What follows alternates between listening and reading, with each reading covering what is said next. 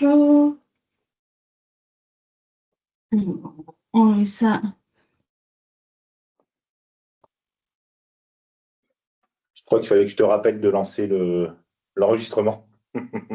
Oui, mais tu vois, j'y ai pensé toute seule. C'est bien.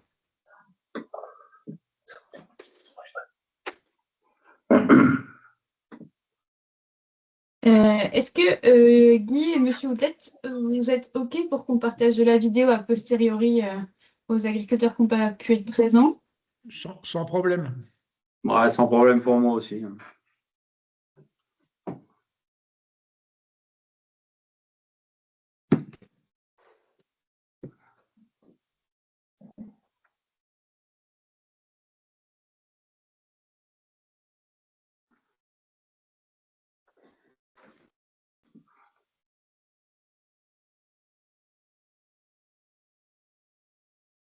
Pierre, tu as une caméra qui s'adapte automatiquement à toi, non? Parce qu'elle fait des zooms arrière, des zooms avant.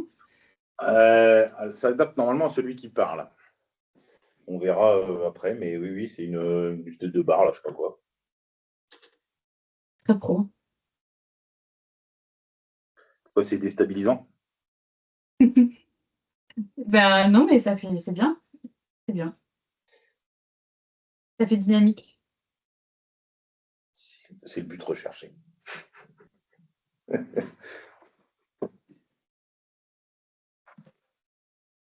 Bonjour, bonjour.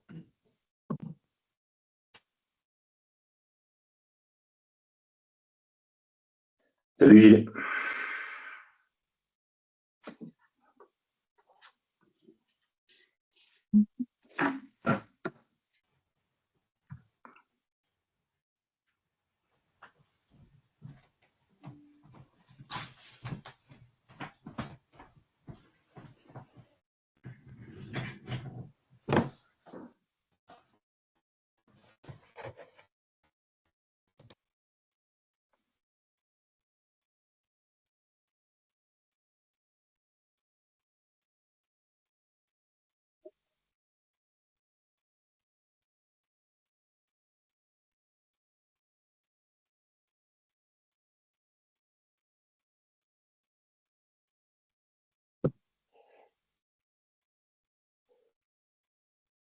Au dernier arrivé, on va attendre 33, 34, 35 qu'on soit sûr que tout le monde soit bien arrivé côté marée.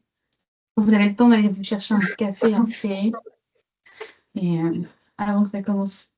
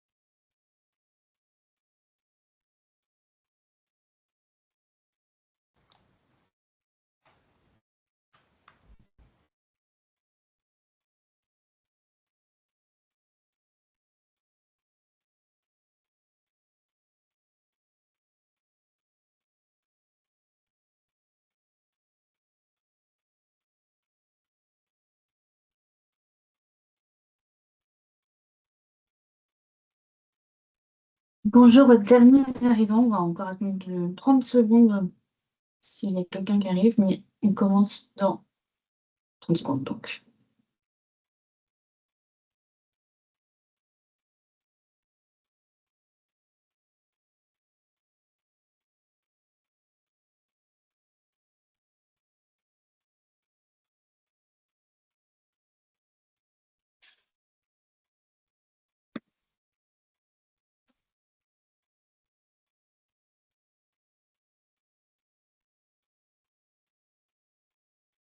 Les 5 minutes officielles de retard. Et bon, c'est parti. Ouais, s'il y en a qui arrivent, ils rejoindront au fur et à mesure. J'accueillerai en cours Euh, de route. Super.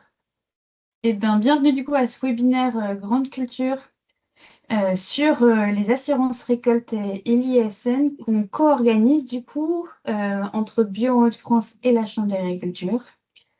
Moi, je suis Lorraine Villain, conseillère sur le département de l'Aisne pour Bio Hauts-de-France et mon binôme du jour, et même de beaucoup de, pas que du jour, Tout à c'est fait. Pierre Durand. Bonjour, voilà, Pierre Durand, conseiller bio chambre d'agriculture du département de l'Aisne. Donc, on va, avec Lorraine, animer et laisser la parole à des experts, surtout sur le sujet du jour, les assurances climatiques, face au risque, tout comprendre sur les assurances récoltes. Voilà Et du l'idée. coup, Donc, ouais, vas-y, Lorraine. l'idée se passe ensemble 1h30, 15h on a fini. Nos deux intervenants du jour sont Guy Van Lerberg, qui est agriculteur enfin, à la retraite, c'est agriculteur bio à la retraite dans l'Oise et expert assurantiel, et qui va nous parler des assurances récoltes en première partie. Et puis, ça sera Monsieur Oudelette qui de l'Aisne, qui nous parlera de l'ISN, des indemnités de solidarité nationale. Eh bien, je vais te laisser prendre la parole, Guy, si ça te va, pour commencer à nous parler un peu d'assurance récolte. Juste 2 secondes d'un point de vue pratico-pratique. Les personnes qui ne prennent pas la parole, si vous pouvez couper votre micro, c'est super, ça évite les échos, les choses comme ça. Les questions, soit vous les écrivez sur le chat et puis moi je les retranscris, soit vous les gardez, on laissera un petit temps de questions à la fin de chaque intervenant. Laurent, si ça te va. Ouais, et vous Voilà. dire que merci pour ce point cadre. C'est que ça me fait penser que j'ai oublié de dire que ce webinaire est enregistré. Donc, si vous voulez pas apparaître à la caméra, coupez votre caméra. Eh Allez, ben, Guy, je te c'est laisse. parti. À toi, Guy. Bonjour à tous. Donc, Guy Van Lerberg, expert grêle et assurance récolte auprès de l'assureur Étoile à Paris. Donc, je pratique ces assurances récolte depuis maintenant 12 ans. Et la première chose que je dis à tous les participants, la première chose qu'il faut jamais oublier, c'est déjà de s'assurer à la grêle, sachant que aujourd'hui, c'est malheureusement quelque chose que nous on rencontre, des gens qui sont plus assurés à la grêle et on voit des catastrophes. Donc la grêle est la première des choses à assurer, à ne pas oublier d'assurer quoi qu'il arrive, même si on est mal assuré, mais souvent quand on est dans de l'assurance grêle, on a des dossiers qui vont jusqu'à 100%. Donc ça, c'est déjà le premier commentaire que je ferai pour tout le monde. L'assurance récolte, c'est une volonté de la part de l'État de pouvoir, à travers des assureurs, se débarrasser du dossier calamité agricole. Donc, ça a été mis en place maintenant depuis, je dirais facilement 10, 12 ans, 13 ans. Et au départ, l'État, avec Bruxelles, ne mettait que 60% du coût de l'assurance récolte. Aujourd'hui, on est monté à 70%, ce qui permet de baisser le prix au niveau du contrat, au niveau de ce qui reste à charge à l'agriculteur. L'assurance récolte fonctionne sur des exploitations agricoles et pour que comment dirais-je, toute culture peuvent être assurées, même les vergers aujourd'hui, depuis 1 an seulement, mais même les vergers peuvent être assurés. Les vignes sont assurées, beaucoup de vignes sont assurées d'ailleurs. Et comment ça fonctionne? Quand vous êtes sur une exploitation, je vais prendre une exploitation de 100 hectares, ce qui est plus simple à faire, c'est qu'en principe, il y a 70% de l'exploitation qui doit être assurée à l'assurance récolte. Il y a certains assureurs qui assurent aussi les pâtures sur la production de l'herbe.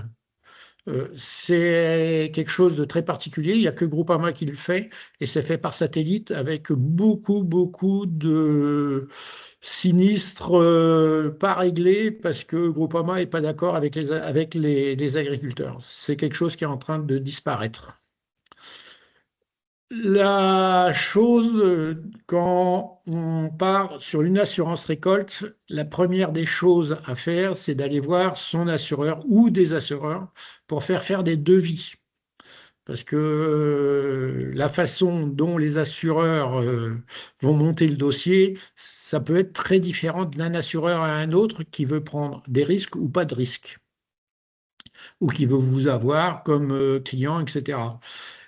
Pour bien faire, quand vous mettez en place et que vous voulez rentrer dans de l'assurance récolte, la première des choses à faire, c'est se mettre dans la tête qu'il faut avoir signé son contrat aux alentours du 1er septembre, parce que les 1er septembre, 15 août, parce que les premiers l'assurance récolte peut se déclencher, par exemple, sur des colzas qui ne lèvent pas, dû à la sécheresse. Donc, il faut vraiment, vraiment avoir en tête que pour que tout ça, ça marche, on ne revient un contrat qui démarre au 15 septembre, on ne prend pas les colzas qui n'ont pas germé par sécheresse. Donc, faut avoir ça dans la tête que c'est vraiment la date de la signature du contrat qui engage l'assureur. L'assurance récolte, donc, elle vient, je dirais, pour couvrir une perte qui va être, comment dirais-je, il y a une franchise entre 20 et 30% qui implique des coûts différents. C'est-à-dire qu'à 30%, c'est complètement pris par les 70% de l'État. Quand on descend à 25% et à 20%, ça, c'est entièrement pris par l'agriculteur. Dans le cadre de l'assurance récolte, depuis 2 ans, une chose a beaucoup changé. Les assureurs vont assurer la perte entre 20, 25, 30% et 50%. Ça, c'est la partie que l'assureur va assurer. Par contre, au-delà des 50%, c'est l'ISN, c'est-à-dire c'est l'État qui vient compléter la chose. Dans le cadre de l'assurance récolte, on a 5 ou 6, c'est le 5 je crois, la sécheresse, les excès d'eau, la grêle, qu'est-ce qu'il y a encore? Je ne les ai pas tous en tête, mais l'enjeu, c'est, comment je vais dire, quand vous allez déclarer, par exemple, un excès d'eau, que vous pensez que ça va dépasser votre franchise. L'enjeu, on va prendre un exemple très simple, vous êtes à 25%, vous avez une perte de 30%, on va venir vous indemniser sur les 5%. Ce qui va impliquer dans le cadre du contrat, c'est que cette partie comment dirais-je, du contrat sur l'excès d'eau, l'assureur va mettre une pénalité sur l'année suivante. Parce que c'est géré par les 5 types de pertes. Donc le contrat va évoluer à la hausse à cause de ça. L'enjeu que vous avez, et c'est le côté compliqué de l'assurance récolte, c'est qu'on sait la perte qu'on a, c'est quand on y met la batteuse ou quand on ramasse les betteraves ou d'autres choses. Et on constate le dégât souvent après récolte. Et là, c'est catastrophique parce que l'assurance récolte ne marche pas. Il faut que l'expert que je suis ou d'autres passe avant la récolte pour qu'on puisse bien identifier que c'est une perte due à la sécheresse, un excès d'eau, etc. Donc, ou du vent. Donc, ça montre que l'enjeu, c'est de bien prendre ce contrat d'assurance. C'est pas de le déclencher à tout va, mais suffisamment de le déclencher. Moi, je connais des gens, malheureusement, en assurance récolte, il y a quelque temps, ils ont déclenché après récolte sur des blés. Nous, on n'était pas passé, on n'a jamais pris, hein. Parce que l'enjeu, il est vraiment que l'expert passe avant pour qu'on puisse vraiment prendre des photos, parce qu'on prend souvent beaucoup de photos, et qu'on puisse déjà indiquer à l'expert la perte certaine de quelque chose. Bon, en agriculture, les pertes sont des fois, je dis, on peut imaginer des pertes, mais des fois, ça peut aller dans les deux sens, hein. Ça peut soit se rétablir parce que la nature a été sympa, ou soit ça peut aller beaucoup plus loin. Dans un cas, moi, de grêle sur des pois protéagineux, on espérait au 15 mai avoir une perte de 15-20%, ça s'est terminé par une perte totale due aux conditions météo qui ont suivi. Donc l'enjeu, c'est vraiment l'expert, il est là pour vous accompagner dans le contrat. Quand vous avez l'expert qui est passé, vous pouvez récolter. Derrière ça, on va revenir vous voir après récolte. Et là, ça se complique un peu. Avant, entre guillemets, on faisait assez facilement confiance aux agriculteurs. Le fait que l'État est rentré dans le projet d'assurance récolte, aujourd'hui, on va vous demander tous les bons de livraison, tout ce que vous avez pu, entre guillemets, récolter. Et derrière ça, ça va aller encore un peu plus loin. On va demander, parce qu'on va s'appuyer sur une perspective de rendement sur 5 ans. C'est la moyenne des 5 années qui va définir votre moyenne de rendement des 5 dernières années. Donc, où on enlève la moins bonne et la meilleure. Cette moyenne olympique nous donne la perte potentielle là-dessus. L'enjeu, c'est que ces rendements des 5 dernières années, quand vous allez signer un contrat avec un assureur, il va vous demander, de la part de votre expert comptable, de s'engager sur les rendements qui sont dans votre bilan. C'est-à-dire que l'expert comptable se mouille en disant les rendements sont réels. Parce que l'État peut venir revérifier dans les comptabilités la réalité des rendements. Tout ça, je dirais, il y a 2-3 ans, ce n'était pas le cas. Aujourd'hui, l'État ne veut aucune dérive du système. Je peux vous dire que les assureurs, au jour d'aujourd'hui, l'État arrive chez les assureurs, tire des dossiers aléatoires et vérifie bien que tout ça, ça soit mis en œuvre. Le dossier assurance récolte est devenu un dossier très administratif. Donc, toutes les cases doivent être bien alignées pour qu'au bout, on puisse vous indemniser. Il ne faut pas le faire par-dessus la jambe. Alors, Guy, si je me permets, juste Vas-y. premier paquet d'informations qu'on a là, on va essayer de le synthétiser pour voir si Oui, j'ai non, bien mais compris. j'en ai conscience. J'en ai conscience. C'est Pas pour de ça que problème. c'est pas si facile que ça de parler de l'assurance récolte. Mais tu t'en sors à merveille. Bon, alors Si je te je remercie. récapitule et je comprends bien, la première chose que moi j'ai compris, c'est qu'on peut pas, enfin, faut assurer sa récolte avant de l'avoir implantée en fait déjà. On peut l'assurer en cours de route, mais ça garantit pas de prendre les éventuels accidents qu'il y aurait au moment du semis finalement. C'est bien ça? Il faut, pour bien faire, que le contrat que vous allez, pour l'année qui va venir, l'année culturelle qui va être sur 2 années, qui soit signé au 1er août. D'accord. Donc ça marche. Ça, c'était la première des choses que j'ai compris. La deuxième des choses que j'ai comprises, et tu m'arrêtes si je dis une bêtise, c'est qu'il y a toujours une franchise, forcément, comme dans toutes les assurances, et que l'assureur, il va prendre en compte la différence entre le pourcentage de dégâts estimé ou avéré par l'expert et la franchise. C'est bien ça. Oui, mais ce n'est pas un dégât estimé, c'est un dégât réel de rendement récolté. Ok, réel de rendement récolté. C'est-à-dire qu'avant, on pouvait, entre guillemets, mesurer un tas de blé, définir qu'il y avait tant. C'est plus vrai. Au jour d'aujourd'hui, tout doit être livré et on ne se clôturera le dossier que quand tout est livré. Très bien.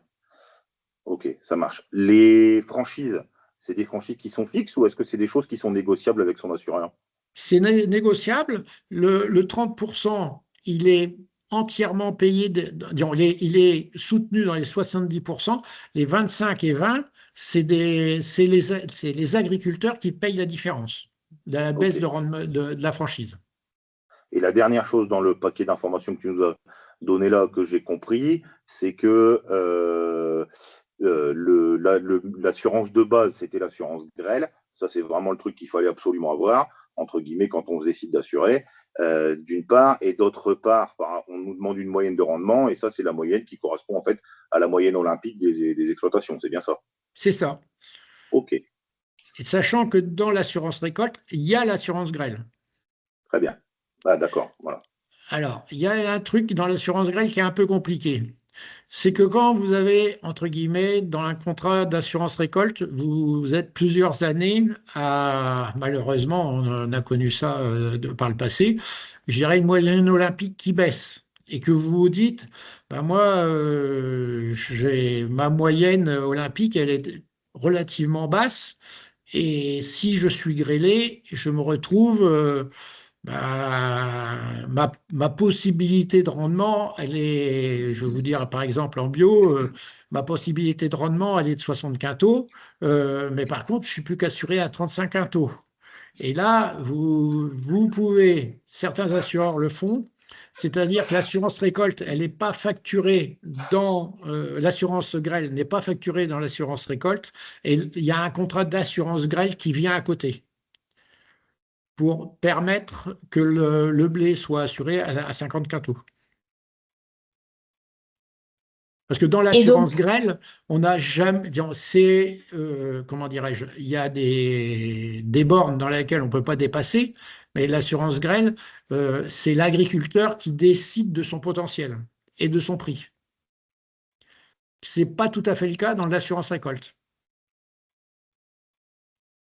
et dans le cadre de l'assurance récolte, si on n'a pas de moyenne olympique, si on n'a pas fait la culture les 5 dernières Alors, années, si c'est un jeune qui démarre, qui a repris une ferme, etc., dans ces cas-là, l'assureur va reprendre la moyenne cantonale qu'il a dans les chiffres d'administration agricole sur les 5 dernières années. Mais ça peut arriver, par exemple, des agriculteurs, moi j'en ai eu plusieurs, qui n'ont jamais fait de lin, et pour leur moyenne olympique, on a repris les moyennes du canton ou des cantons autour. Ça veut dire que dans l'assurance récolte, on peut réintroduire une nouvelle récolte qu'on n'a jamais fait. Par exemple, on pourrait réintroduire de la lentille en bio, ce qui est assez courant aujourd'hui, mais on n'a pas de référence. Par contre, il y a des références cantonales ou régionales qui nous permettent de monter une moyenne olympique.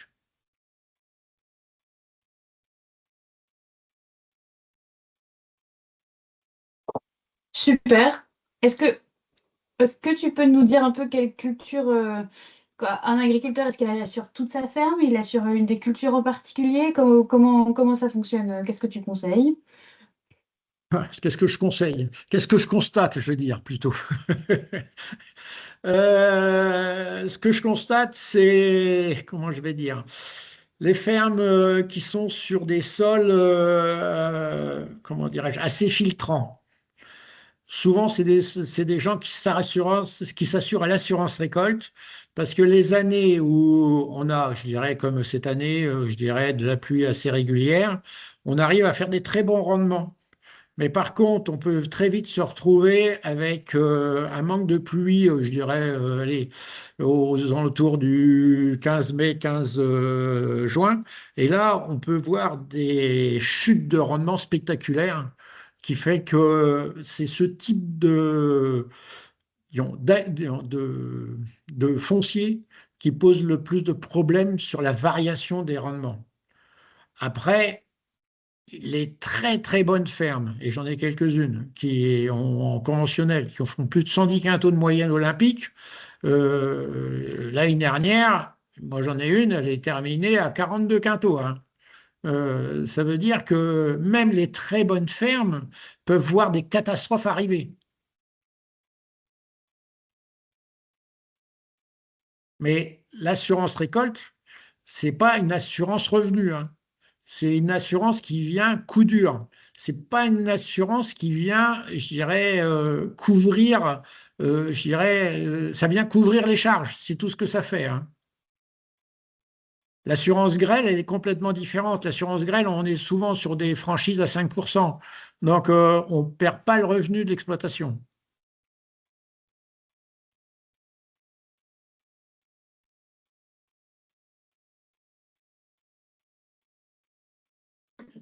Il y a une question dans le chat, on peut peut-être la prendre maintenant parce que elle permettra d'éclairer au fur et à mesure la conversation, si tu veux bien, Guy. Donc, Ah, tout à fait.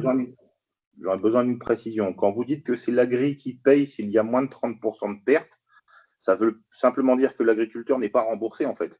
Il faut avoir au moins 30% de pertes pour avoir un remboursement. Oui. Et si la perte est supérieure à 50%, c'est l'État qui paye la somme correspondant à ce qui est supérieur à 50%. Et l'assurance Oui. prend en charge la partie entre 30 et 50. C'est bien ça? C'est ça.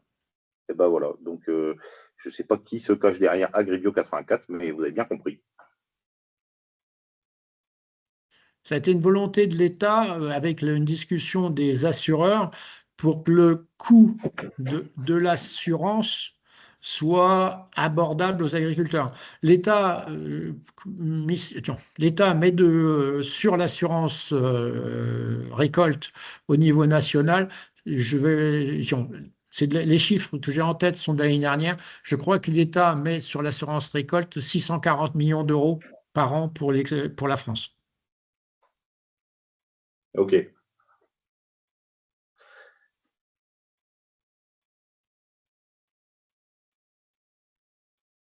C'est bon du côté des questions, Guy. Si tu peux continuer ton exposé. Je t'ai coupé, je pense. Non, mais j'aime bien les questions parce que souvent c'est plus facile de répondre à une question que de tout expliquer de l'assurance Bien sûr, récolte. bien sûr, bien sûr. Tout à fait.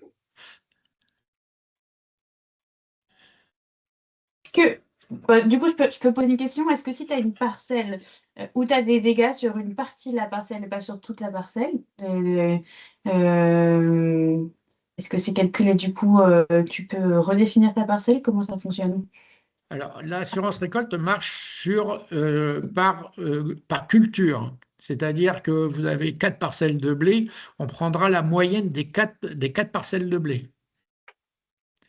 Elle ne marche pas partiellement. Nous, quand on va venir faire le constat que la parcelle va être en perte, nous, premièrement, on prend des photos, parce que c'est quelque chose qui nous permet de bien montrer qu'il y a un problème. Mais derrière ça, s'il y a par exemple de l'inondation, par perte de pied, etc., ça nous permet comment dirais-je, de bien maîtriser ce qui est dans l'assurance récolte. Moi, ça m'est arrivé plusieurs fois de dire, moi, sur ce dossier-là, c'est surtout en betterave, en conventionnel, ben, vous êtes à 25% de salissement de la parcelle, moi, je vous colle une franchise de 10% de plus, hein. Parce que la perte, elle est due au salissement. Donc en bio, il faut quand même en avoir conscience, hein. La parcelle, c'est des lentilles et qu'on n'a que des belles dames, l'assurance récolte ne marche pas.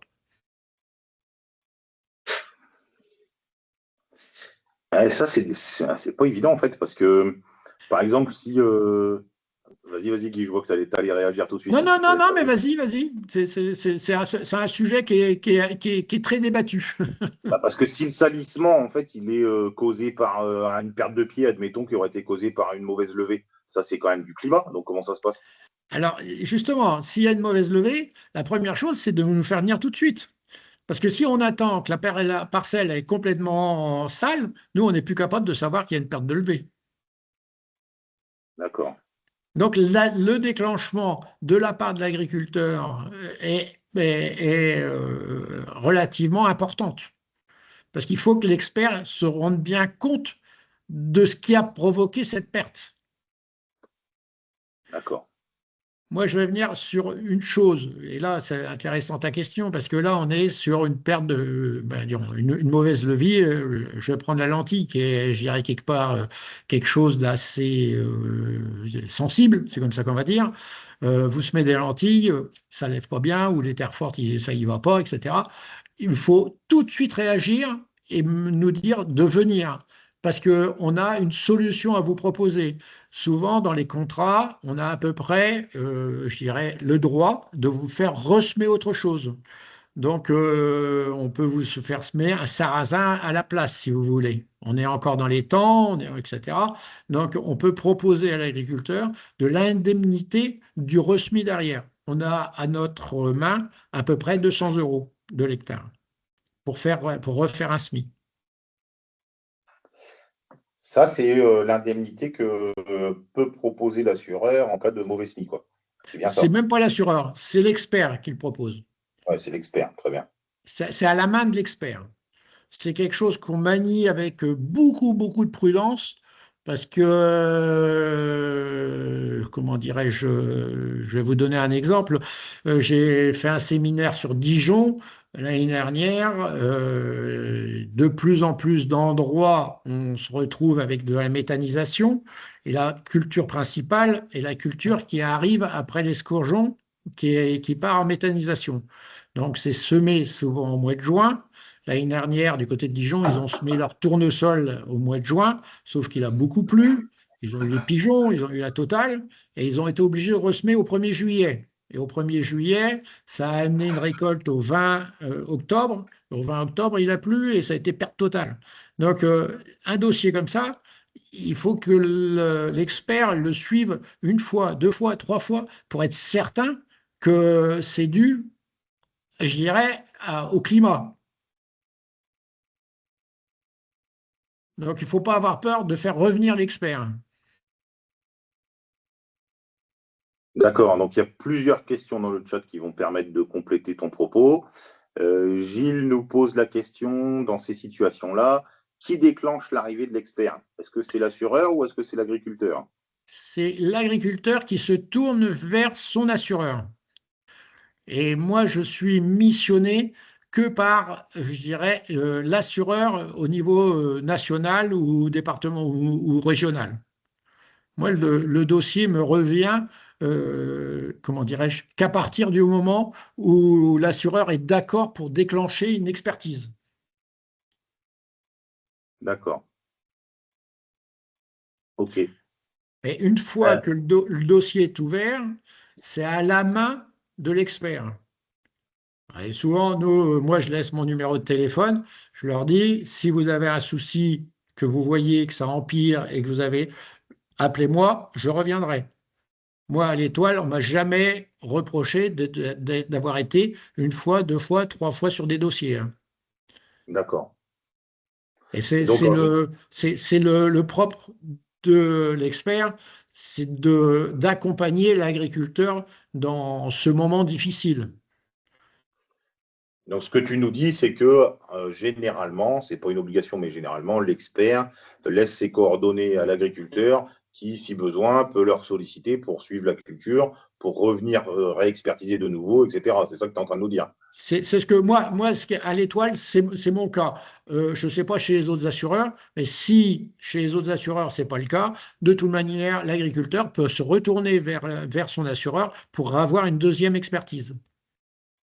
D'accord. Du coup, je ne les prends pas dans l'ordre des questions du chat, mais je vais les prendre après. C'est pas L'expert grave. est-il complètement détaché de l'assureur? Est-ce que ce sont deux entités différentes?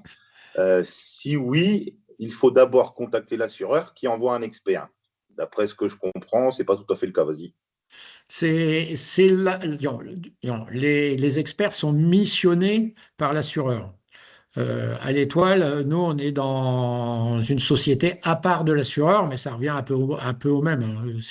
On est payé par l'assureur en cas de litige. Et je crois que disons, c'est des choses qui arrivent et que c'est un peu compliqué, ça peut devenir très compliqué. Que ça soit en grêle ou en assurance récolte, quand l'expert n'est pas d'accord avec l'agriculteur. Il se passe une chose relativement simple, c'est qu'on se sépare, souvent on ne se serre même pas la main, mais on se sépare sans signer le dossier. À partir du moment où le dossier n'est pas signé, moi j'en réfère à mon assureur, l'agriculteur doit en référer à son assureur. Et là, il se passe une chose qui est complètement, qui est en dehors de l'expert, c'est que l'assureur va nommer 2 experts pour revenir sur le dossier et l'agriculteur devra prendre un expert à sa main. Ok. Du coup, il y a Marie-Charlotte qui pose 2 questions dans le chat. Je ne sais pas s'il y en a une qui est dans un meilleur sens que l'autre, donc je vais les prendre par ordre chronologique. La première, c'était par rapport à ton exemple de tout à l'heure sur le ressemis, tu sais, lentilles sarrasin, ou enfin d'avoir une culture de substitution. Est-ce que la proposition de ressemis par l'assurance est obligatoire, ou est-ce que l'agriculteur peut refuser de ressemer? Ça, c'est intéressant parce que, par exemple, dans le cas du sarrasin, on sait que c'est une culture quand même qui est parfois compliquée à gérer, avec des débouchés qui peuvent être limités ou les soucis qu'on lui connaît. Donc, question intéressante, je trouve. Oui, oui, non, mais disons, souvent ça se passe entre l'agriculteur et l'expert. Nous, en expertise, on manie ce truc-là assez rarement parce que souvent on se retrouve dans des situations où on empire le dégât. Donc, c'est vraiment, il faut être, je dirais, dans des conditions assez optimum pour pouvoir l'actionner. Ça m'est arrivé, je dirais en 10 ans, ça m'est arrivé une dizaine de fois seulement, hein. Et souvent, même les assureurs, ils nous disent, attention, c'est quelque chose qu'il faut vraiment pratiquer, que vous êtes sûr de réussir. Le resmi, tu parles. Le resmi, oui. Okay. Moi, je vais vous donner un exemple. J'ai eu, maintenant ça doit dater de 8 ans, un colza qui a gelé sur Lyon plein nord. Et grosso modo, il restait allez, 30% de la parcelle qui n'avait pas gelé parce qu'il y avait un bois qui l'avait protégé. On n'a pas ressemé, hein, parce qu'on se retrouvait aux alentours du 15 avril, terre argileuse avec du caillou. Il faisait sec, moi j'avais de grandes chances que ça lève jamais, hein. Donc on a préféré garder les 30%. Les 30% ont eu un rendement très correct.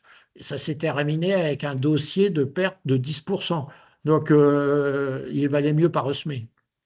Donc c'est vraiment une discussion entre l'agriculteur qui accepte de ressemer et l'expert qui dit ça a du sens.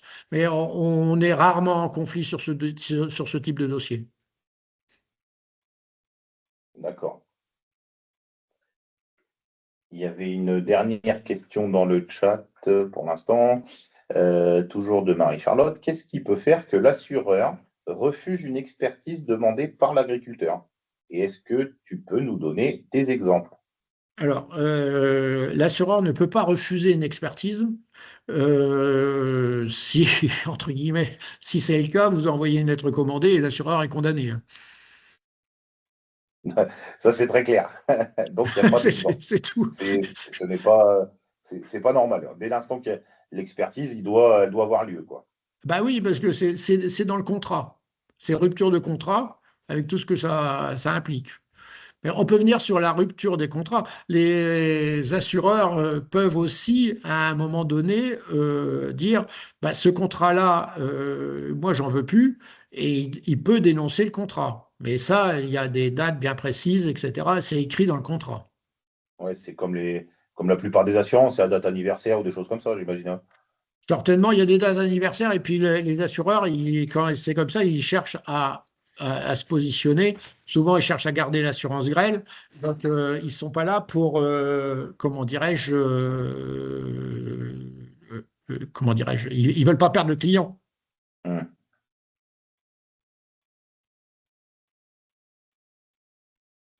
Il y a une autre question. Peut-il y avoir un délai très important entre la demande de l'agriculteur et la visite de l'expert? Si oui, quelles sont les conséquences? L'état de la parcelle peut avoir empiré, si perte de pied, salissement de la parcelle, etc. Disons que moi, à l'Étoile, quand un agriculteur dépose un dossier assurant, une demande d'expertise à son assureur, le temps que ça me revienne, c'est 3 jours. Et en principe, moi, j'interviens dans les 2 jours qui suivent. Quand on se retrouve avec beaucoup, parce que ça nous arrive, hein, que quand une culture déclenche, on peut être amené à, comment dirais-je, à passer très vite. Parce qu'on veut faire une expertise.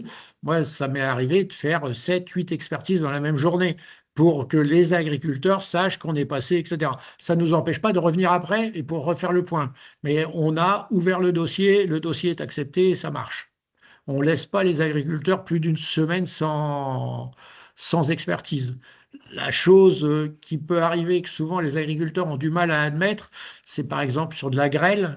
Nous, on n'aime pas intervenir le lendemain de la grêle.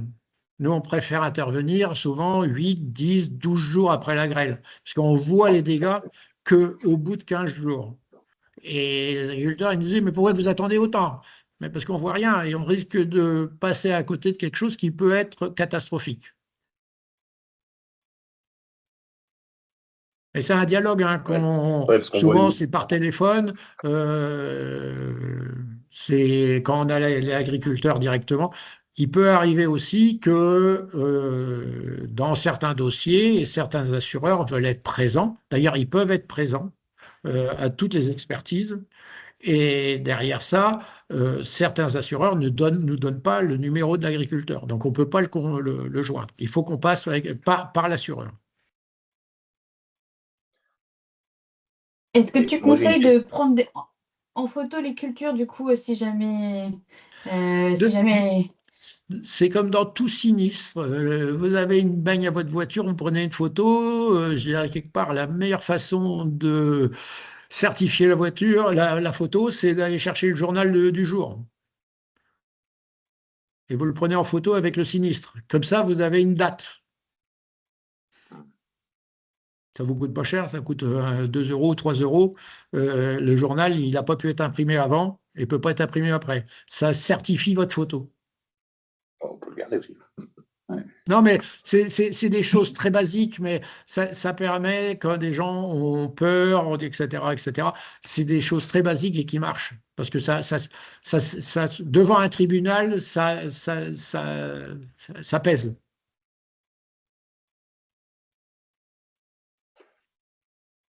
D'accord. Et moi, j'ai une autre question de Béotien, et c'est moi qui la pose. Tu l'as peut-être dit, mais je n'ai pas retenu.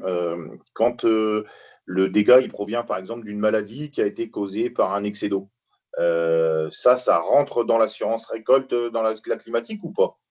Bonne question. Disons, il y a 4 ans, la virose due à la sécheresse sur betterave en conventionnel, ça a été très compliqué entre les assureurs, les assurés, l'État, où tout le monde défendait comment dirais-je, Bon bout de gras. sa boutique. Moi, on est 3 experts sur le nord de la France. On a eu un truc. De toute manière, vu la sécheresse qu'on avait, on a la virose qui l'a amplifié et on a tout payé. Ok. Et ça, après, je dirais, en assurance récolte ou assurance grêle, il y a quand même, dans le nord de la France, on est aux alentours des 2% ou 2,5% en bio, c'est souvent des conventionnels. Donc on a rarement trop le problème des maladies, parce qu'ils ont fait un fongicide, ils ont fait des choses comme ça, ce qui fait que on est amené aussi, dans certaines cultures, chez les conventionnels, à demander comment dirais-je, toutes les interventions qui ont été faites. J'ai pas compris le 2% là, c'est quoi? Bah, les 2% de bio sur Ah, toute la ok. Picardie. Ah oui, oui, ok, d'accord. D'accord. Tu vois, on fait beaucoup, on fait 96 ou 97% de dossiers conventionnels et 2 ou 3% de dossiers bio, hein. Oui, oui, ok, d'accord. Ça marche. Non, je ne l'avais pas posé par Et hasard. Et je pensais notamment, excuse-moi, j'ai coupé quelqu'un, peut-être Lorraine. Je pensais notamment aux maladies qui ont touché les pois, récolte 2024. Il y avait des bactérioses, de la scochitose et compagnie qui ont été présentes avec les pluviométries abondantes qu'on a eues. Je pensais à ça notamment. Ah bah, bactériose, au jour d'aujourd'hui, par expérience, etc., assez bizarrement, on a la solution en bio, c'est du cuivre. Ceux qui ont été capables de faire des cuivres au début février, ils n'ont pas eu de dégâts, ceux qui ne l'ont pas fait, etc. Sauf qu'il y avait personne qui était là pour les conseiller. On a pris la totalité des pertes des poids. Moi, j'ai eu, je sais plus, 5 ou 6 cas. Il y a un cas, je l'ai eu assez tôt. J'ai dit, bon, de toute manière, vu l'état, et c'est des bonnes terres, c'est facile. On est au 10 mars, j'ai fait semaine du maïs et ça s'est très bien passé. Il y en a un autre, il voulait pas trop ressemer, ses poids étaient pas complètement dégueulasses. Et en fin de compte, c'était catastrophe à l'arrivée, ça a été quasiment du 100% parce que ça s'est envahi, ça s'est sali et ça ressemblait, je dirais, à une faune et non plus à des pois. C'est pas disons, les remplacements de culture, c'est pas une science très facile à mener, hein. Ouais. j'ai une question du coup complémentaire vu qu'il n'y a pas beaucoup de bio qui sont assurés. Comment ça marche du coup pour les prix de vente? Parce que donc on a parlé de rendement et du calcul du rendement, mais du coup, quelle référence prix vous prenez? Les références prix dans le dossier grêle, il y a des plafonds et des minimums. Et c'est l'agriculteur qui choisit son chiffre d'affaires à l'hectare. Il le choisit en fonction de sa moyenne En historique? fonction, alors moi j'ai toujours parlé en conventionnel parce qu'en bio je les ai pas en tête, mais par exemple, vous pouvez pas assurer du blé en assurance récolte en dessous de 150 euros, mais vous pouvez pas dépasser 230 euros. Et quand le blé a flambé avec la guerre d'Ukraine qui était montée à 350, beaucoup de gens voulaient assurer à 350 et les assureurs refusaient. Ils ont dit non, c'est 230, le plafond. Mais Et après, en c'est à bio, l'agriculteur de choisir entre 150 et 230. Et l'indemnité, elle sera en conséquence. ok. Et pour les mélanges culturaux, du coup, si tu as Ah, la sujet lentille délicat. Sujet très et délicat. très... Ça s'assure avec, comment dirais-je, quelque chose qui est très compliqué au niveau de l'agriculteur et au niveau de l'expert. Je vais vous prendre l'exemple d'un blé févrole. D'une année sur l'autre, il y a beaucoup de févrole ou il y a beaucoup de blé. Mais c'est rarement quelque chose de stable. Mais on peut l'assurer. Il y a des plafonds, les assureurs connaissent la chose et il y a je dirais, une fourchette dans laquelle on peut s'assurer. Et bien entendu, on va jusqu'à la récolte et la séparation. Il faut que comment dirais-je, le produit soit livré pour pouvoir mettre le nombre de févroles qu'il y a et le nombre de blés qu'il y a. Et c'est le côté qui est un peu compliqué pour les gens qui le réutilisent en direct sur leurs exploitations. Et là, on demande de passer par un organisme certificateur qui nous certifie les rendements. Ça peut poser des questions des gens qui consomment les choses en direct. Oui. qui est à la charge de l'agriculteur, du coup? Ah bah, qui est à charge de l'agriculteur parce que nous, c'est l'État qui nous demande de certifier les rendements. Alors, il y a deux questions, dont une de Gilles Salito, qui nous demande, Gilles, les experts disposent-ils tous d'une réelle expertise en bio? Non. Mais on Je a, pense on a qu'il se tous. doutait de la réponse, Gilles. Non, non, on n'a pas. Mais je dirais quelque part, les experts sont souvent des personnes un peu comme moi, dans les 60, 65 ans. On a disons, de par comment dirais-je, les années, on a comment dirais-je, on a une expérience qui nous permet d'être capable d'expertiser. Moi, je vais vous donner un exemple assez frappant. J'ai jamais fait de lin de ma vie. Je me suis retrouvé à expertiser du lin. La première fois, j'ai demandé à un de mes voisins, à mes collègues, de faire l'expertise avec moi. Tu fais comment, etc. Aujourd'hui, je suis capable d'expertiser du lin. Quand on se retrouve sur du bio, souvent, quand l'expert n'en a jamais fait, il demande à un de ses collègues qui a l'habitude de faire du bio. Ok. À l'Étoile, ça ne nous est jamais refusé d'aller à deux. Je parle pas pour les autres, hein. Moi, je parle toujours pour la compagnie pour qui je travaille. Quand moi j'ai besoin d'aller sur des dossiers qui sont compliqués ou des fois c'est de la famille, parce que ça m'est arrivé, moi j'y vais pas seul. Bien sûr. Et l'assureur ne me l'a jamais reproché. L'année dernière, j'ai eu un très très gros dossier de 400 000 euros de dégâts en grêle. On y a été à trois et on y a été quatre fois. Gilles nous dit, j'ai croisé un expert très jeune, moins de 30 ans, et il n'y a Oui. pas d'exigence particulière pour s'assurer de leur expérience. Non, aucune. C'est le côté assez compliqué, et je comprends ce que je dis, Gilles, c'est qu'aujourd'hui, les assureurs ont beaucoup, beaucoup de mal à trouver des gens qui sont disponibles à toute heure et à toute saison. C'est comme ça qu'on dit. C'est pour ça qu'ils tapent plutôt sur les retraités. Mais tous les retraités n'ont pas envie de faire ça. Il faut savoir que quand on fait de l'expertise comme je fais, souvent, un dossier, ça peut faire des fois 150, 200 km dans la journée. Donc, ça peut être, je dirais, ça peut être très usant de faire beaucoup de routes. Ouais, c'est certain. Et Marie-Charlotte nous demandait si les agriculteurs biologiques souscrivaient moins d'assurance récolte que les autres, et si oui, pourquoi? Ouais, c'est-à-dire que c'est, comment dirais-je, c'est ce que j'ai dit un petit peu au départ sur les terres plutôt séchantes qui ont des capacités à faire des gros rendements en mettant de l'azote. Les gens, ils ont tendance à être à l'assurance récolte. Ceux qui sont sur des très bonnes fermes, ils disent, ouais, de toute manière, il y aura toujours une culture qui va sauver le revenu. On le voit actuellement dans le nord de la France, les pommes de terre, ça va pas bien, mais moi j'entends des 140 tonnes en betterave.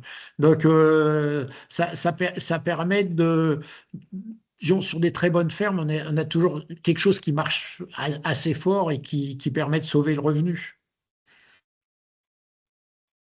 Du coup, globalement, est-ce que les agriculteurs bio, ils souscrivent moins d'assurance ou pas, selon toi? Moi, je dirais que je dirais, c'est en assurance bio, il y a quelque chose qui s'assure assez fort, c'est tout ce qui est vigne. D'accord. C'est assez bizarre, mais aujourd'hui, les assureurs sur les vignes, entre autres dans Bourgogne, par exemple, dans certains endroits, ils se partagent le gâteau parce qu'ils ne veulent pas avoir disons, toute une commune ou parce que c'est trop risqué, etc. Donc, en vigne, il y a beaucoup d'assurance récolte. D'accord. Peut-être pour finir un peu sur cette partie, est-ce que tu aurais des conseils pour la signature du contrat? On a bien entendu parler de la date, mais du coup, alors tu travailles pour l'Étoile, c'est différent, mais comment ça fonctionne? Comment tu conseillerais à un agriculteur de démarcher des assurances, de comparer? Comment tu Je vois dirais ça? quelque part, au genre d'aujourd'hui, les deux gros assureurs sont Groupama et Crédit Agricole.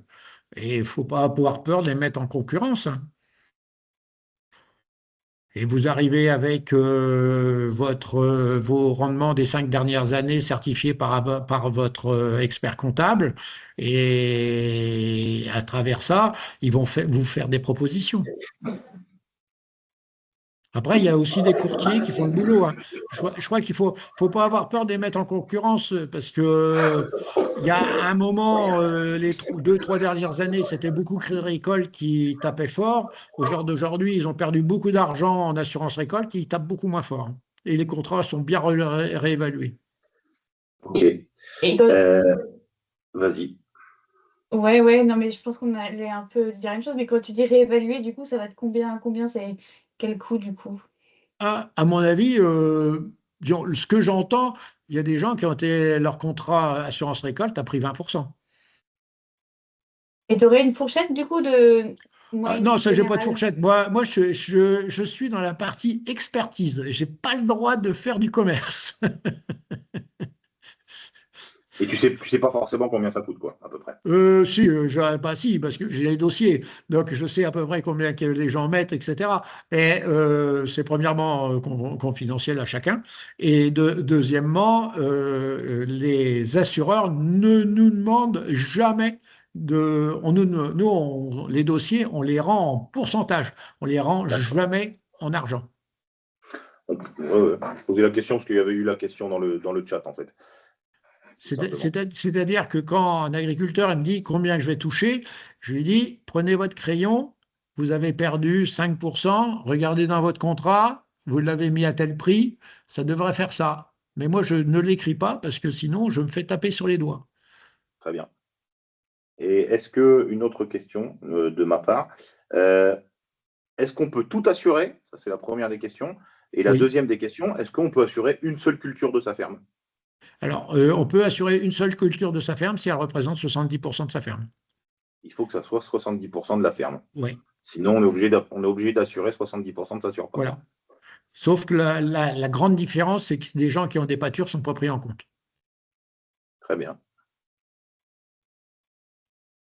Allez, si tu nous donnes, pour conclure cette partie-là, je vois qu'il y a.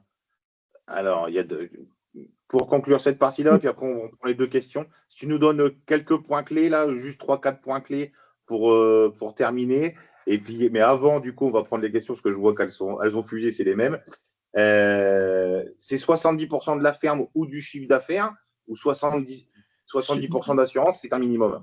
C'est 70%, c'est le minimum pour rentrer en assurance récolte, et c'est la surface qui est prise en compte. C'est surfacique. OK. Donc, 70% d'assurance minimum et c'est surfacique et pas de chiffre d'affaires. Alors, une chose que j'ai oublié de vous dire, c'est que quand moi j'arrive pour faire une expertise, la première chose que je vous demande, c'est le dossier PAC, hein. Parce que toutes les surfaces doivent correspondre au dossier PAC. Tout à fait.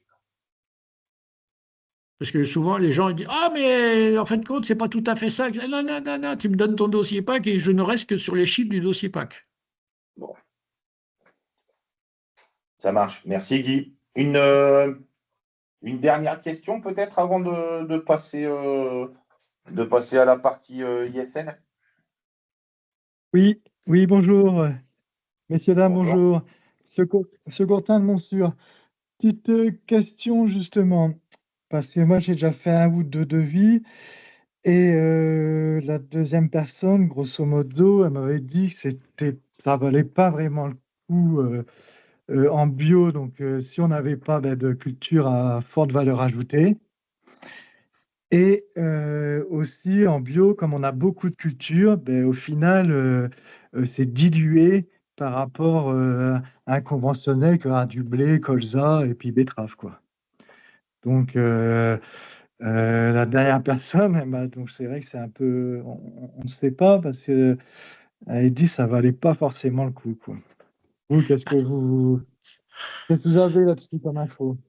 C'est-à-dire que on voit dans la souscription des dossiers assurance récolte, c'est monté, je crois, jusqu'à 30% des agriculteurs de France il y a 2 ans, et on voit que la régression, je n'ai pas tout à fait les chiffres en tête, mais j'ai entendu qu'on n'est plus qu'à 25%, parce qu'il y a quand même aussi des gens qui sont très déçus des indemnités qu'ils reçoivent.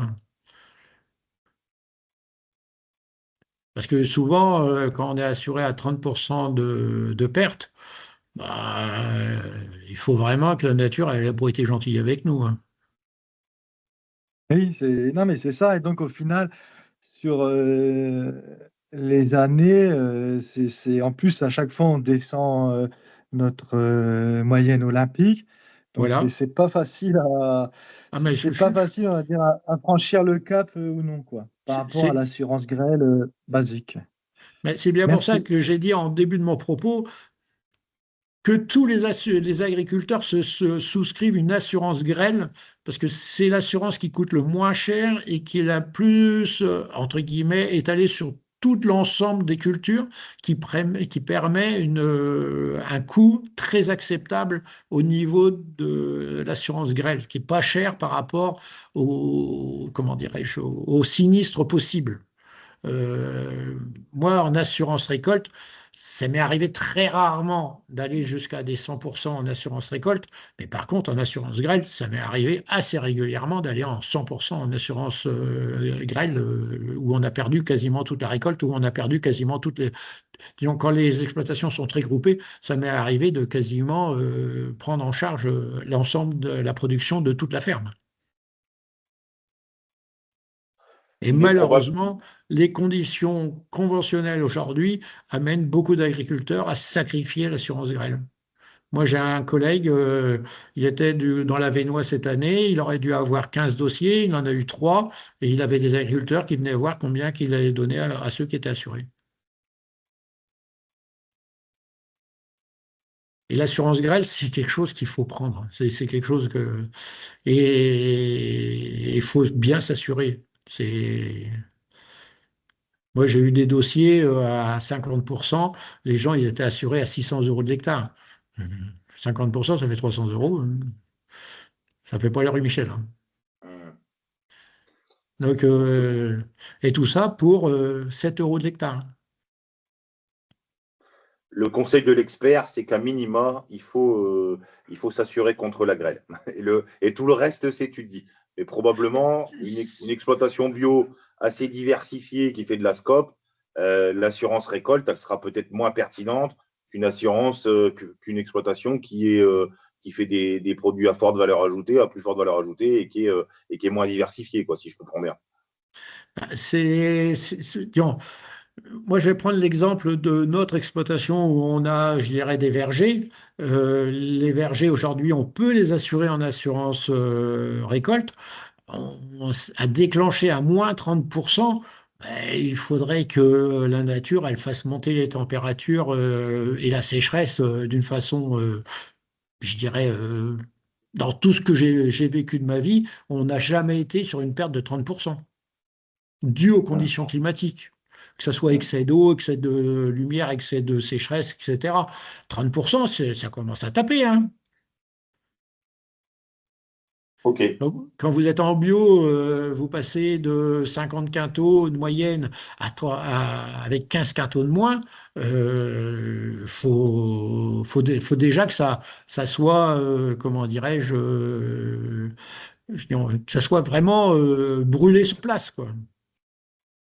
Et l'assurance récolte, comment dirais-je, elle a été très pratiquée sur les régions, je dirais, assez périphériques. C'est-à-dire la région de l'Est de la France a, a fait beaucoup d'assurance récolte. Aujourd'hui, ils n'en font plus parce que les rendements, même en conventionnel, ils sont passés grosso modo en colza de 28-30 quintaux et dû au réchauffement climatique, ils sont plus qu'à 20. Et la moyenne olympique, elle est à 20, mais elle ne déclenche pas à 30%. Ça marche. Eh ben, ça fait une super transition. Donc, si on n'a pas l'assurance récolte, Voilà. qu'est-ce qui se passe? Qu'est-ce qui se passe? Impeccable. Du coup, bah, merci beaucoup Guy, et puis on va laisser la parole et on va fonctionner un peu de la même façon si ça convient à tout le monde. À Sylvain Oudelette, donc de la DDT de l'Aisne, pour nous présenter un petit peu l'ISN. Et on fait de la même façon les questions sur le chat. Si ça rend le débat plus fluide, et ben on les pose au fur et à mesure. Sinon, on fera un petit lot à la fin. Et puis voilà. C'est bon pour tout le monde? Allez. Bonjour tout le monde. Donc, moi, c'est Sylvain Oudelette. Je suis gestionnaire MAEC Bio pour la DDT. Depuis le début de l'année, donc je suis en charge de m'occuper de la première partie de l'ISN, donc l'indemnisation de solidarité nationale. Donc moi, je ne suis pas expert en assurance, je ne rentrerai pas trop dans les détails. Donc après, si vous avez des questions, si je peux vous y répondre tout de suite, j'y répondrai. Sinon, je demanderai à mes chefs et pour revenir vers vous ou par Pierre. Donc voilà. L'idée, c'est vraiment une explication de comment fonctionne le système. Donc sur les premières parties, je vous ai mis un peu les grosses lignes qu'on retrouve sur les sites d'une présentation de l'ISN. Donc l'ISN peut être reversé par l'État afin d'indemniser les exploitants agricoles qui ont subi une perte de récolte sur leur culture non assurée due à un aléa climatique, donc sécheresse, gel, inondation, tempête, et remplissant les conditions d'éligibilité. L'éligibilité au titre de l'ISN des pertes de récolte pour les cultures non assurées est reconnue à la fin de la campagne de production. Donc en fait, vous avez un déroulé que je vous expliquerai un peu plus loin. Donc voilà. Les demandes d'indemnisation individuelle sont déposées par les exploitants agricoles à l'issue de cette reconnaissance au cours d'une période de dépôt fixée par le préfet du département. Donc, généralement, cette période, elle est de 1 mois. Après, on peut la rallonger. Généralement, c'est ce qui est fait. C'est la suivante. Tu peux passer, oui, merci. Donc, qui est éligible? Donc, tout exploitant agricole.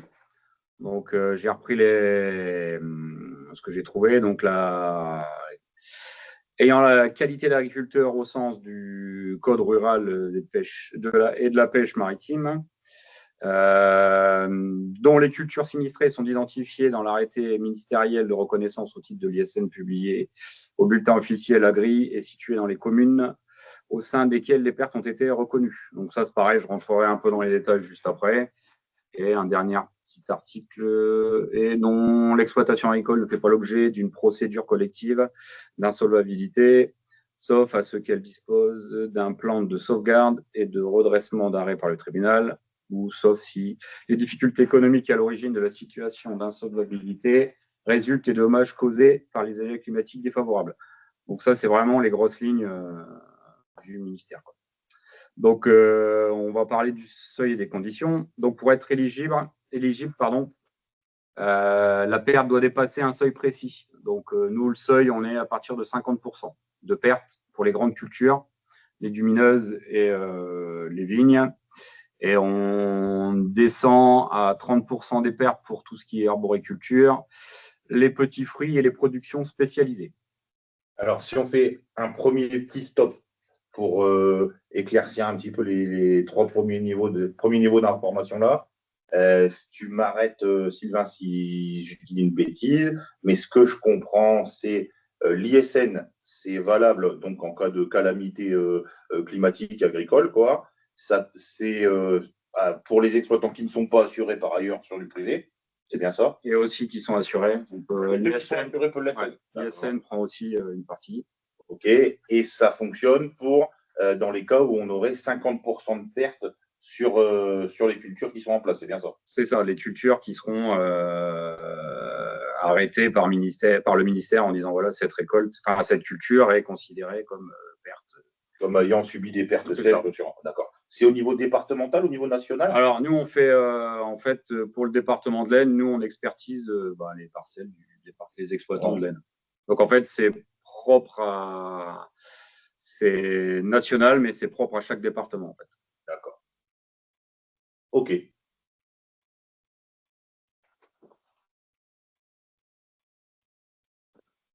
Tu peux dérouler.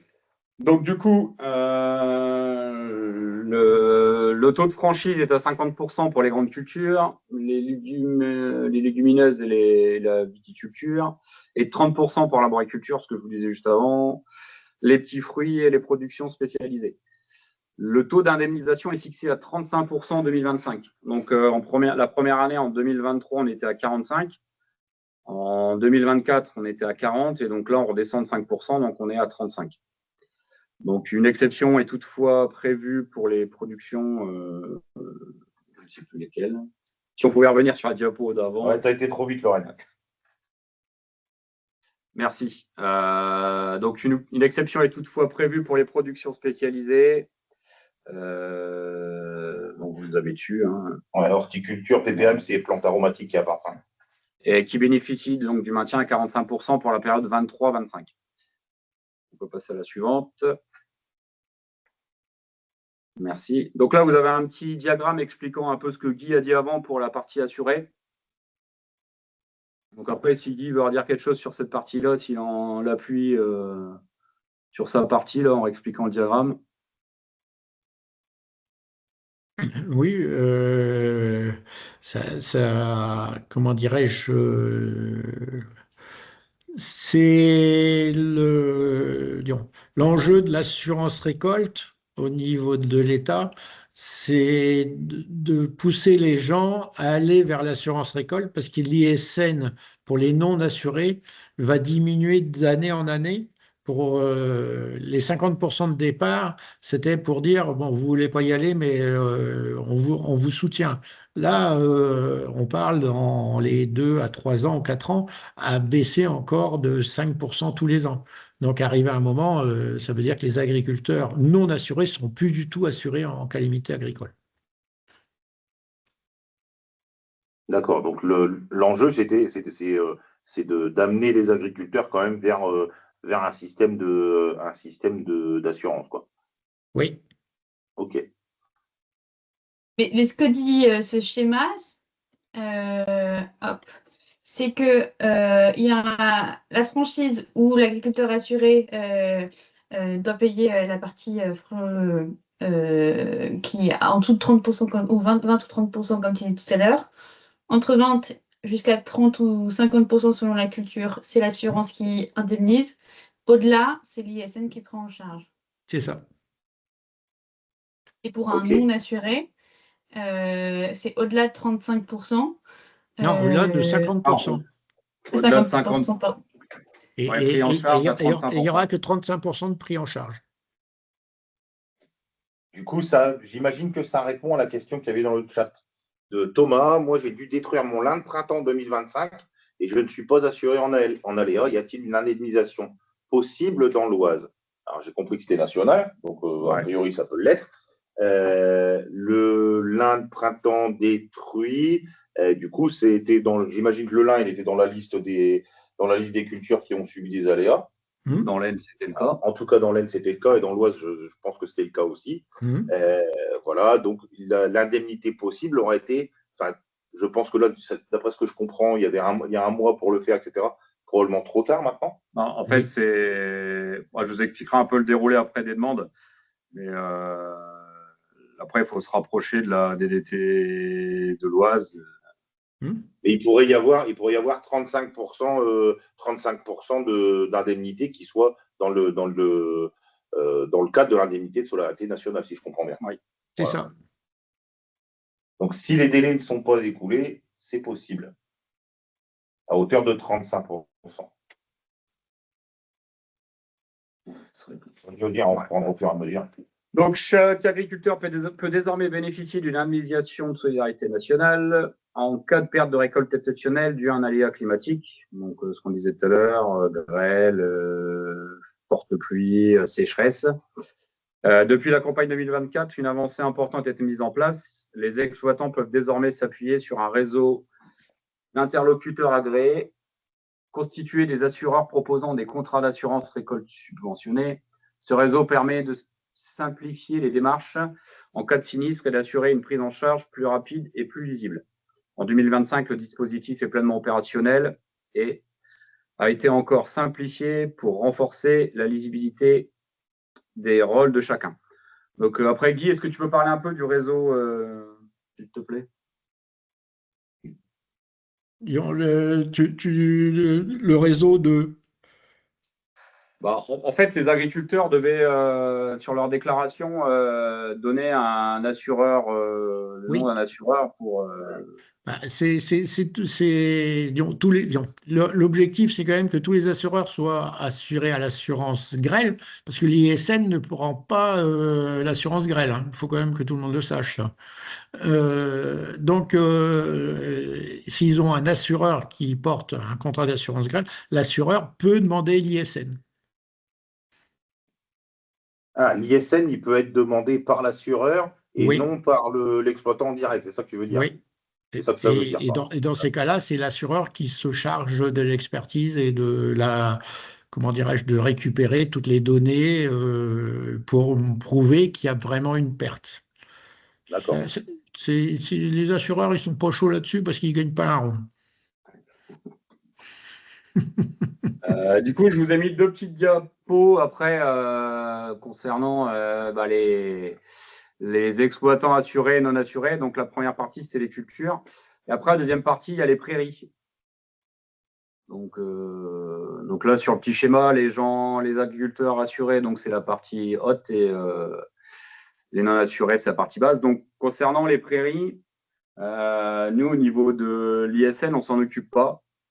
En fait, ce sont les assureurs agréés, là, suite à la déclaration, en fait, qui travaillent avec un logiciel, avec Airbus, en fait, qui prend des photos régulièrement et qui calcule les pertes, en fait, qui vont du temps de la pousse de l'herbe, donc estimé du 1er février au 30 octobre, me semble-t-il. Et en fait, il calcule la densité du brin d'herbe. Et donc ça, l'exploitant ne doit rien faire. C'est fait automatiquement. Et moi, j'ai quelques exploitants qui m'appellent, là, qui ont commencé à toucher suite à des pertes de fourrage. Donc après, je ne sais pas s'il y en a qui sont dans ce cas-là. Je me permets, il doit rien faire, sauf si il n'est pas assuré. Il faut quand même qu'il désigne un assureur qui soit Ouais, en fait, l'interlocuteur. Ouais, c'est ça, en fait. Sur leur déclaration Télépac, c'est ce qui leur a été demandé. Il y a beaucoup de contentieux sur ce sujet-là. Ouais, parce que les assureurs, tu le disais, Guy, ils doivent pas être trop chauds pour faire ça, quoi. Ça leur Ouais, prend du temps, du travail, et à la fin, ils sont beaucoup, disons, ils sont pas chauds pour le faire, mais le problème, c'est que Airbus, en passant au-dessus, etc., c'est pas fiable leur truc. Donc les gens, ils n'ont plus rien à donner à bouffer à leur vache, et Airbus, il dit qu'il y a encore. ouais, d'accord. Donc les Des gens, ils prennent des contentieux par photos, rapport au il fonctionnement. y a beaucoup de contentieux. C'est surtout Groupama qui a lancé ça, et au genre d'aujourd'hui, il y a beaucoup de contentieux. D'accord. Du coup, il y a Corentin qui dit, si je comprends bien, il n'y a pas besoin de de désigner un assureur lorsque nous ne sommes pas assurés hors contexte prairie. C'est le cas pour l'ISN. Ouais. Il n'y a pas besoin forcément d'avoir désigné un assureur. Non. Et Marie-Charlotte nous dit, pour nous, le calcul a été fait, mais nous étions en dehors des seuils. Nous avons demandé le détail du calcul et nous n'avons pas eu de réponse. Nous avons demandé le recalcul sans réponse également chez Groupama. Donc ça concernait des prairies, Marie-Charlotte, hein, c'est bien ça? Ouais, pour des prairies. Luzerne, ok.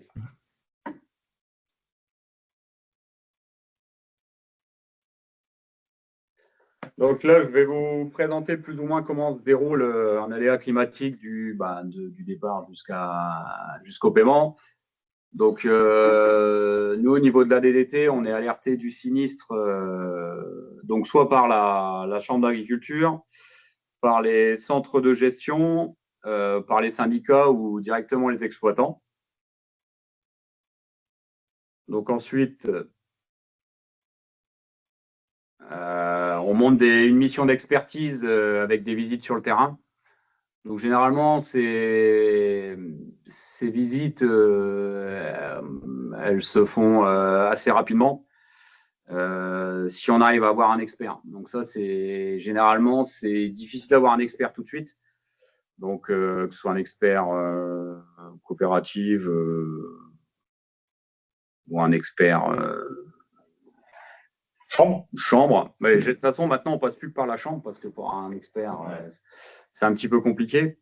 Donc, on a différentes visites. Donc, on a les tours de plaine qui correspondent à une première série de visites dans les jours ou semaines qui suivent la survenance de l'aléa climatique. Il vise à constater les dégâts susceptibles d'engendrer des pertes et vérifier et caractériser leur lien direct avec les aléas climatiques. Ces visites doivent être réalisées suffisamment rapidement après la survenance de l'aléa climatique afin de permettre d'établir le lien entre l'aléa et les dommages constatés. Bon, après, c'est comme un expert au niveau des assurances. Ces visites correspondent à des tours de plaine par la DDT pour s'assurer de façon globale et à l'échelle des grands groupes de culture au sein desquels des pertes de culture ont été signalées. Donc voilà. Et après, normalement, on a des visites de fin de campagne. Donc, les visites fin de campagne sont organisées dans le mois précédant les récoltes par la DDT, accompagnées d'un expert indépendant. Elles doivent couvrir l'ensemble des espèces sinistrées susceptibles de donner lieu à l'indemnisation et être réalisées sur un échantillon d'exploitation. Donc là, pour la campagne 2024, donc on a été le syndicat nous a demandé, nous a précisé qu'on constatait des pertes donc sur le lin, les févroles, l'orge de printemps et les pois. Donc, nous, à notre niveau, on a essayé de mandater un expert indépendant, mais ils sont souvent pris, donc on s'est rabattu sur Pierre. J'ai été le gibier de rabat. Donc voilà. Donc moi, ma mission a été suite aux cultures déclarées, d'aller sur le logiciel, de faire une extraction, de trouver les exploitants qui avaient ces cultures, de faire une visite répartie dans le département de l'Aisne. Donc avec une visite, on a été dans le Saint-Quentinois, on a fait le Lannoy et le sud de l'Aisne. Donc on a été faire la visite. Donc Pierre a fait ses analyses. Donc on a pris quoi? On a fait 3-4 exploitations. Ouais, c'est ça. Bon, je peux en dire 2 mots si tu veux. Oui. C'est relativement simple. En fait, moi, ce que la DDT m'avait missionné pour dire est-ce qu'on a des pertes qui peuvent être de l'ordre de 50% ou plus sur ces cultures-là. Donc, on est soit en période de récolte, soit juste avant la récolte. Donc, dans ces conditions-là, on peut se référer. On se réfère d'une part aux résultats passés, aux moyennes que l'exploitant avait réalisées, et puis on va sur le terrain, on fait des comptages. Quand on est sur des céréales en termes de nombre d'épis, en quelques échantillons, et on arrive assez vite à estimer de façon relativement précise le rendement. Pareil, il en va à peu près de la même chose pour les protéagineux. Pour le lin, c'est des lins généralement qui sont arrachés, mais qui sont en cours de rouissage. Donc, on peut au moins mesurer la hauteur et estimer à peu près le volume de paille. Donc, on arrive à estimer à peu près le pourcentage de perte. Alors, c'est pas quelque chose de fin. L'objectif, c'est de dire est-ce que ça dépasse ou non les 50% de perte de récolte. Donc ça, ça, on est à peu près en capacité de le faire, quoi. C'est comme ça que ça se passe. C'est en tout cas comme ça que je l'ai fait cette année pour la DDT. Donc, Pierre vient de vous présenter l'objectif des visites. Ah, j'ai été trop vite. Non, c'était juste avant, c'est bon. Donc, ces missions sont montées donc avec, donc là, c'était l'expert de la chambre. Voilà, nous faisons donc appel au technicien de la chambre. Donc voilà, on peut passer à la suite. Donc, une fois les visites, même pendant les visites, du coup, moi, je vais être obligé de m'atteler à ça, donc pour les prochaines. Pour cette année, ça a été fait par Monsieur Lelièvre, qui gérait l'ISN. Donc, on passe par Météo France pour obtenir des rapports météorologiques. Donc, entre-temps, on reçoit le rapport de l'expert. Donc là, Pierre nous a envoyé ça une dizaine de jours après. Assez rapidement. Voilà. Donc nous, suite à son rapport, on fait notre rapport. Donc une fois que le rapport est édité, on demande, donc nous pour le département de l'Aisne, on émet un courrier à Madame la préfète proposant l'aléa climatique au ministère. Donc du coup, ça s'enchaîne. Donc à l'issue, les aléas sont passent en commission d'orientation du développement et d'assurance récolte. À l'issue, donc ça redescend du ministère, donc on a la parution de l'arrêté de reconnaissance. Donc là, une fois qu'on a l'arrêté, donc nous on s'occupe de la communication. Donc communication faite par, le communiqué sort de la préfecture. On met un article sur le site de la préfecture. On demande au syndicat une parution d'un article dans l'agriculteur de l'Aisne et on essaye d'envoyer des textos aux exploitants concernés par les cultures en question. Donc pour la mise en place de la procédure, elle est ouverte pendant 1 mois. Après, pour 2024, on l'a laissée ouverte 2 mois, donc le temps que les gens puissent aller dessus. Donc voilà. Donc après, les exploitants vont sur mes démarches simplifiées, déposent leurs demandes avec pas mal de documents à fournir, un peu comme pour les assurés. C'est les rendements. Voilà. Ouais, une moyenne. Ouais. Une moyenne. Donc nous, après, au niveau de la DDT, on est en charge de l'instruction des demandes. Après, on revient vers les exploitants quand il nous manque des documents. Donc, une fois que c'est fait, que les dossiers sont bons, en fait, on est obligé d'envoyer des lots pour la mise en paiement à la DGFiP. Donc, voilà. Généralement, un dossier, quand il est envoyé avec tous les documents, généralement, ça met 1 mois. Après, disons que là, on est répartis sur 2 postes. Donc moi, je m'occupe de la partie en amont et après, c'est Madame Deboc Camille donc, qui gère tout ce qui est partie réception des documents et instruction du dossier. Alors, il y a une question, ça correspond à l'Oise, mais tu vas peut-être pouvoir nous éclairer un petit peu quand même. Je vois sur le site de la DDT de l'Oise que les cultures éligibles pour la campagne 2024 n'ont été actées qu'en mars 2025, soit 7 mois après les récoltes. Est-ce qu'on peut espérer des délais plus courts? Et ce délai peut expliquer l'absence de réponse concernant le lin chez Thomas, en effet, la question du dessus, qui était un monsieur du département de l'Oise également. Donc, nous, dans l'Aisne, concernant la récolte 2024, pratiquement tous les dossiers ont été payés, ont été envoyés en paiement. Donc après, les délais, je pense qu'on doit être à peu près les mêmes. Le temps d'avoir les rapports, d'envoyer à la préfète qui fait la demande au ministère, que ça passe en commission et que ça redescende, il y a un peu de délai. Ouais. Là, donc pour la campagne 2025, on avait fait les visites cet été, en juillet. En juillet, les ouvertures vont se faire dans le mois, m'a dit Monsieur Lelièvre. D'accord. Donc on est sur 5 mois, entre 4 et 5 mois, le temps de l'ouverture, l'étude des dossiers. Je pense que les premiers, on partira sur 7 mois de payés, pas d'attente. On n'aura pas 7 mois d'attente avant l'ouverture.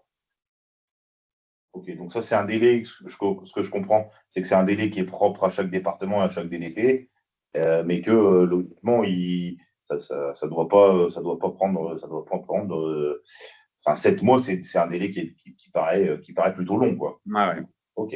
Bon, puis après, on est dans Oui. Ce que j'entends, c'est que afin que la DDT ouvre des dossiers, il est important que les agriculteurs remontent les pertes potentielles ou la situation dans les fermes auprès de la DDT, des syndicats, de la Chambre. Mais d'abord, il faut communiquer sur les conditions et les pertes.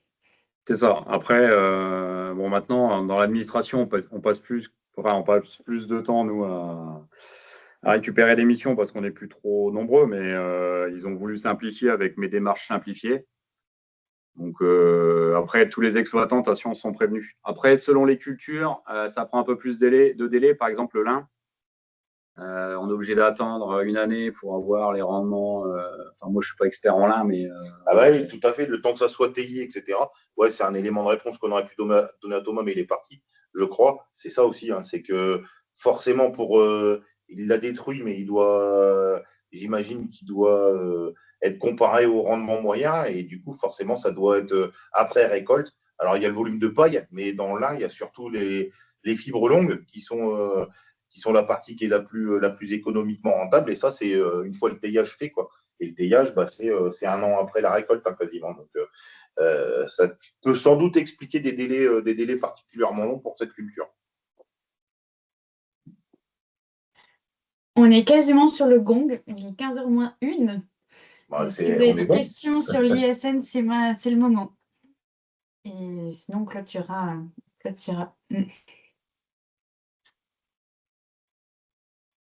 Et bah, a priori, c'est parfait.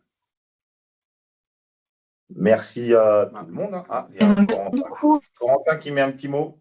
Oui, bah, je vais Voilà. le dire à l'oral du coup. Ça sera Ça plus ira simple. plus vite, hein. Oui, c'est ça. Est-ce que donc la part, il y a une part qui a évolué de 50, 45, 35, le taux d'indemnisation, est-ce qu'il serait amené à encore diminuer dans les prochaines années? pour l'instant, on n'a pas de visuel sur 2026. Après, il faudrait voir avec Guy. Ce qui est prévu, c'est que l'ISN pour les personnes non assurées doit disparaître dans les 6 ou 7 ans. Ah oui, d'accord. Ok. C'est bien l'État a fait un geste au départ pour les gens non assurés, mais avec il pousse les gens à aller vers l'assurance récolte Hmm. pour ne plus avoir. On voit bien la DTT, c'est compliqué pour elle de gérer l'ISN, c'est compliqué d'avoir les rendements, c'est compliqué de trucs, ce qui fait qu'ils veulent passer tout ce dossier-là, catastrophe naturelle, à la charge des assureurs qui font le boulot de l'expertise, de la recherche d'informations, de suivi, etc. Ok. Merci. Un grand merci à tous les participants. Merci beaucoup à Guy et à Sylvain Oudelette pour vos interventions. En tout cas, c'est super. Un petit mot peut-être sur les prochains webinaires. Ouais, du coup, deux prochains rendez-vous. Le prochain, c'est lundi sur le marché, les marchés en grande culture bio, avec un panorama européen et national et régional. Et ça sera donc de 9 à 11 heures. Et un dernier webinaire grande culture sur la luzerne bio le 13 janvier de 10 heures à midi. Et ben, bonne après-midi à tous. Et puis, on a enregistré la vidéo qu'on vous enverra, je pense, avec la présentation aux participants. À bientôt. Merci, bon après-midi. Merci Lorraine. Au Bon revoir. après-midi à Bon tous. après-midi. Allez, au revoir.